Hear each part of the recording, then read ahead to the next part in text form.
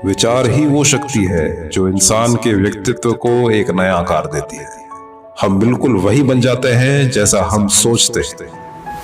यदि आपके सोचने की दिशा सही हो तो जिस खुशी को पाने के लिए तुम उसकी ओर दौड़ते हो वो खुद तुम्हारी परछाई बन के तुम्हारे पीछे पीछे आ जाती है और सदा के लिए तुम्हारी ही होके रह जाती है।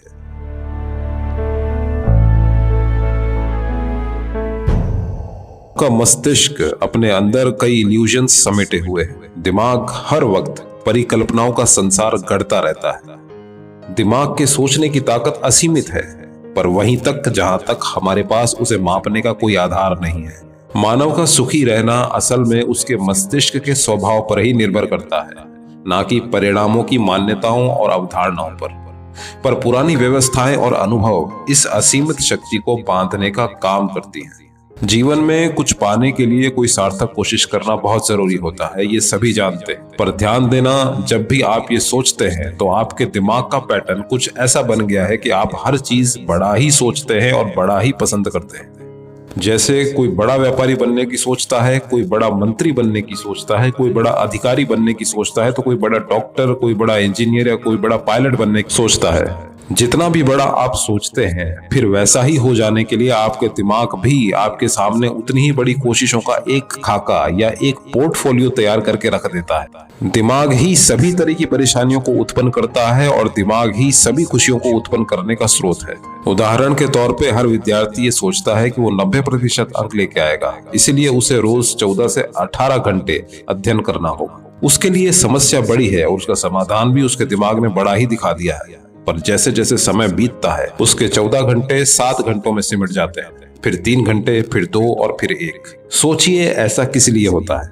ऐसा इसलिए होता है क्योंकि आपका दिमाग आपकी हर तस्वीर को बड़ा करके ही दिखाता है, जबकि सफलता की शुरुआत हमेशा 0 से 1 तक पहुंचने के साथ ही होती है। आप बड़े के चक्कर में दौड़ उल्टी लगाते हैं। आप 0 से 100 तक एक साथ कभी नहीं पहुंच सकते। आप अपनी संग्रहित ऊर्जा को एक साथ निष्कासित कर देते हैं और समय के बीतने के साथ वो कम होती चली जाती है और साथ ही आपके प्रयास भी धीरे होते चले जाते हैं। जीवन संग्रहण और उत्सर्जन का खेल है। आप जितना संग्रहित कर सकेंगे उतना ही उत्सर्जन कर पाएंगे। इंसान के दिमाग से पुरानी विसंगतियां नहीं हटती। इंसान के दिमाग की संरचना कुछ ऐसी हो गई है कि वो किसी भी तरीके के बदलाव को स्वीकार नहीं करता, बल्कि उससे डरता है। इसलिए यदि इंसान खुद में बड़े बदलाव लाना चाहेगा तो ये दिमाग उसमें डर पैदा कर देगा और इरादे कमजोर हो जाएंगे। ये डर बड़ा भयंकर है। कई विद्यार्थियों को परीक्षा का इतना डर होता है कि वो प्रश्न पत्र को देखते ही घबरा जाते हैं। कई लोग नौकरी के इंटरव्यू के समय डर के कारण हड़बड़ा जाते हैं। आपका दिमाग बेचैन हो जाता है। ऐसी परिस्थिति से बचने के लिए आपके अंदर कई भ्रम और झूठ पैदा करना शुरू कर देता है आपका दिमाग। याद रखो, यदि तुम अपनी सोच बदल सकते हो तभी तुम अपने विचार बदल सकते हो। इन डर और भ्रम से बचने के सटीक उपाय मैं आपको वीडियो के अंत में बताऊंगा। पहले ये जान लेते हैं कि इंसान के दिमाग में क्या 3 झूठ भरे हुए हैं या बैठे हुए हैं। सबसे पहला भ्रम यह है कि लोग सोचते हैं कि उन्हें खुद में परिवर्तन करने के लिए बहुत कठिन मेहनत करनी होगी, तभी वो अपने लक्ष्य तक पहुंचेंगे।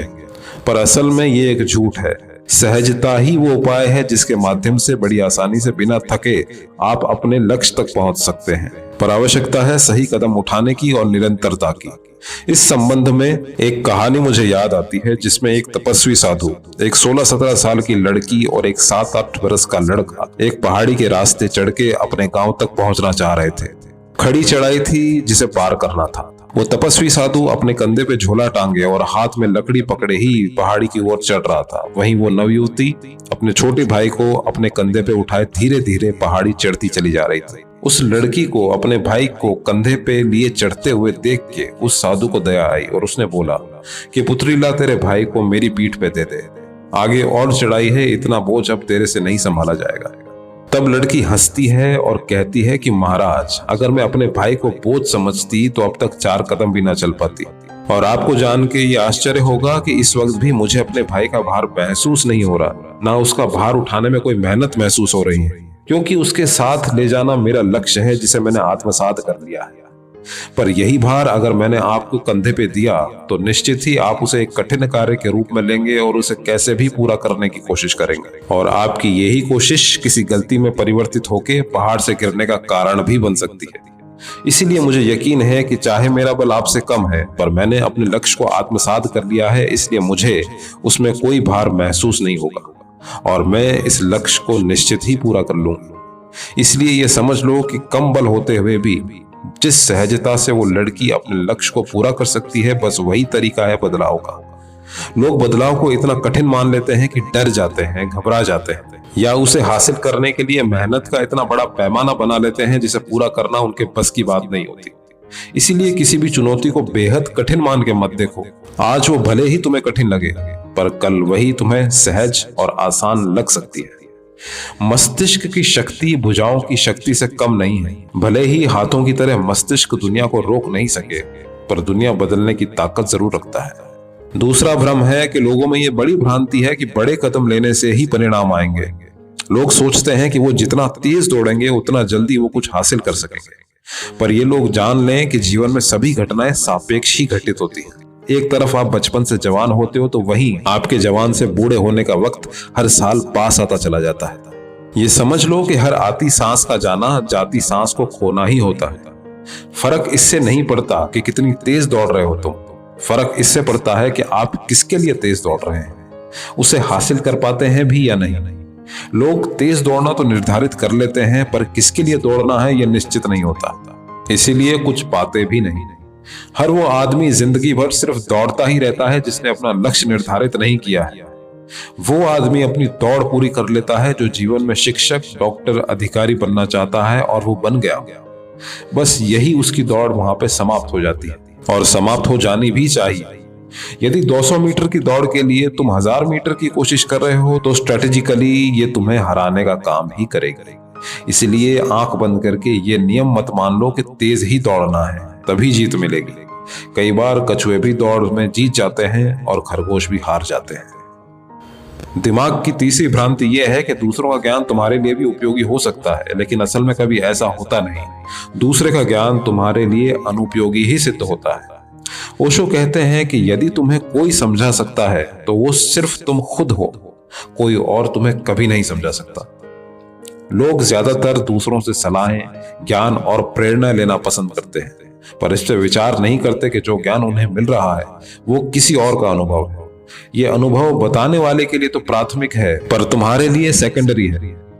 ये बात मुमकिन है कि वो ज्ञान तुम्हारे लिए सिर्फ 50% ही काम करे, क्योंकि वो तुम्हारी परिस्थिति के अनुसार नहीं है और ना खुद तुम्हारा परखा हुआ है। इसलिए इस ज्ञान के बिना विचार किए विश्वास मत करो। हमेशा कोशिश करो उस ज्ञान से कुछ नया कर देने की, उस ज्ञान को आगे बढ़ाने की और उसे उपयोगी बनाने की। दुनिया में जितने भी महान लोग हुए हैं उनके अपने ज्ञान के अनुभव से ही उन्होंने कुछ पाया है। लोग जिंदगी को कठिन बताते हैं। जिंदगी कठिन है ये कहना गलत है। तुम्हें ये कठिन लग रही है ये कहा जा सकता है। जीवन सबसे ज्यादा निर्णयों पे आधारित है, ना कि प्रयासों पे। प्रयास कहीं भी किए जा सकते हैं, पर कहाँ ज्यादा सार्थक और परिणाम देने वाले होंगे ये आपका निर्णय ही निर्धारित करेगा। जैसे जिंदगी में किसी के लिए संगीत रचना लगभग असंभव कार्य हो सकता है, तो किसी के लिए ये एक ऐसी प्रतिभा है कि वो चुटकियों में संगीत को रच सकता है। यदि संगीत ना रच सकने वाला ये सोच ले कि कड़ी मेहनत से वो संगीत रच के दिखाएगा, तो उसे बहुत अधिक परिश्रम करना पड़ेगा उस काम को करने के लिए जो काम किसी ने सहज ही कर दिया है। यहाँ बात निर्णय की आती है। वहीं उस पहले वाले आदमी में क्षमता है किसी भी चीज को बेचने की, वही संगीत रचने वाले के अंदर ये प्रतिभा नहीं है। ऐसे में सोचिए दोनों को क्या निर्णय लेना सही होगा। आपका ये निर्णय का 1 सेकंड आपकी आगे की पूरी जिंदगी निर्धारित कर देगा। अब ये जान लें कि अगर ये डर, असहजता, बार बार असफल होने जैसी समस्या आपको भी आती है तो इसके उपाय क्या है। ये उपाय मनगढ़ंत नहीं बल्कि साइकोलॉजी के सिद्धांतों पर आधारित है। लोग इन सिद्धांतों पर भी खरा नहीं उतर पाते। वो इसीलिए नहीं कर पाते क्योंकि एक सिद्धांत जटिल नहीं बल्कि सरल है, और दिमाग की परेशानी यही है कि वो हर सरल बात को बचकानी समझता है। कोई बड़ी बात जानना, कोई बड़ा राज पता कर लेना, दिमाग इसी में खुद को गौरवान्वित महसूस करता है। लोग अपना इलाज भी उसी डॉक्टर से कराना चाहते हैं जो बड़ी फीस लेता है, इसलिए वो उसे बड़ा डॉक्टर भी मानते हैं। तो नियम ये कहता है कि जिस भी उद्देश्य के संबंध में आपको परिणाम चाहिए, उसका सबसे आसान और सबसे छोटा समाधान चुन लीजिए। वो समाधान जो सबसे निम्नतम हो। जैसे आपको छत तक जाना है तो पहली सीढ़ी चढ़ जाइए, फिर दूसरी और फिर तीसरी। दिमाग की ये परिस्थिति है कि वो अचानक बदलाव को नकारता है, पर यदि बदलाव धीरे धीरे आए तो दिमाग उसका अभ्यस्त होने लगता है। कुछ छोटे चरण लेने तक आपका दिमाग अभ्यस्त होने लगेगा या मुग्ध होने लगता है। पहले से दूसरे चरण तक वो थोड़ा विरोध करेगा, बचने का प्रयास करेगा, आपके प्रयासों को बचकाना बताएगा, पर तीसरे चरण तक आते आते वो आपके प्रयास को अपनाने लगता है। तीसरे चरण में ही आपको ये महसूस होता है कि आप सही दिशा में हैं। ओशो कहते हैं कि जब आप पहला कदम उठाते हैं तभी आपकी यात्रा शुरू हो जाती है और आपके लक्ष्य को पाने की संभावना भी तय हो जाती है। बनस्पत उसके जो डर के कोई कदम नहीं उठाता और स्थिर खड़ा रह जाता है। ध्यान देना, जब भी आप किसी बात की सत्यता को परखना चाहते हो तो दूसरे आदमी से सलाह जरूर लेते हो, पर पक्का विश्वास आपको तभी होता है जब कोई तीसरा या चौथा व्यक्ति उस सलाह को सही बता दे। ये सिर्फ दिमाग की संरचना है, उसका पुराना अभ्यास है जो आपको डरा के शंकालु बना देता है। इसीलिए कहते हैं जो डर में जीता है वो मरे के समान ही है। दिमाग का काम है डराना, शंकाएं पैदा करना। पर आप ये सोचें कि आप कठिनतम उपाय से दिमाग को बदल देंगे तो ये समझ लें कि अभी भी आपका दिमाग आपसे खेल ही रहा है। कोई सोता हुआ कभी जागना नहीं चाहता, दिमाग भी ना जागने का प्रयास करवा रहा। तुम्हें उसकी मूर्छा तोड़नी ही पड़ेगी।